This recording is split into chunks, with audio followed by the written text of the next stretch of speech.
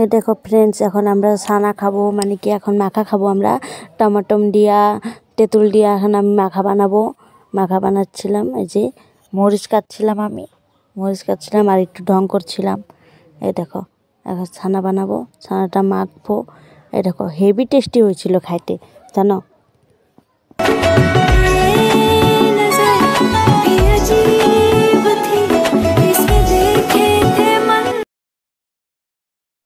এই যে মাখা ছানা হয়ে গেছিলো, এখন খেতে যাচ্ছিলাম খাওয়ার জন্য। এই যে আমি নিয়ে যাচ্ছিলাম খাওয়ার জন্য খেতে, যে খেতে বসে বসে খাবো।